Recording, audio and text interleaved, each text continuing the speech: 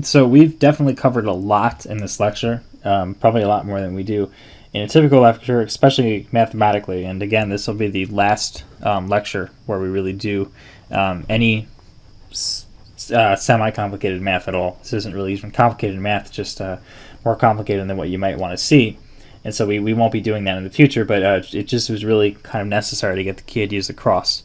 But now, so Netflix, we looked at Netflix obviously throughout here, and the first thing we looked at was internet video streaming, what that means to be on your device and to be streaming from the internet, wherever it is in the internet. And that was the first thing we looked at. We talked a little bit about that. We looked at movie recommendation, how Netflix, how all your actions that you do on the Netflix site, when you either rate a movie, tell them that you're not interested, or add to a queue, how that affects the movies that get recommended to you. We looked at the Netflix Prize. We looked at a timeline of that and the major events over that 2-year period, which has really ignited the research community for a while in these fields, and was very interesting.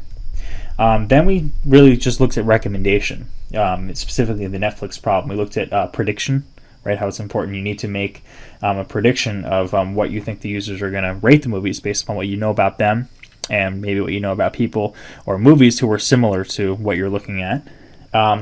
We looked at 2 methods. First is the baseline predictor, where we just looked at rows and columns in isolation from one another, apart from the raw average mean, which is really taking everything into account, but it's not really doing any sort of similarity.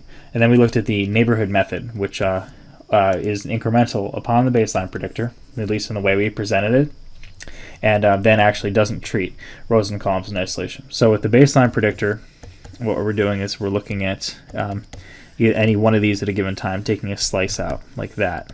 And with the neighborhood method, then we're looking across columns in the case that we do movies as neighbors, or we'd be looking across rows in the case that we were doing users as neighbors to one another. We looked at the RMSE, right? That acronym: root mean squared error, and that's a standard proxy that's used to evaluate a recommendation system.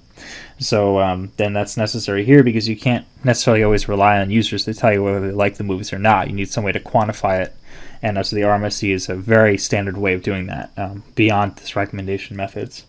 And so 2 major themes. First of all is the idea of collaborative filtering, right? So it's exploiting similarities across the table to actually make predictions that way, exploiting the certain things you might see, certain structure in that. And the second was reverse engineering, which we talked about.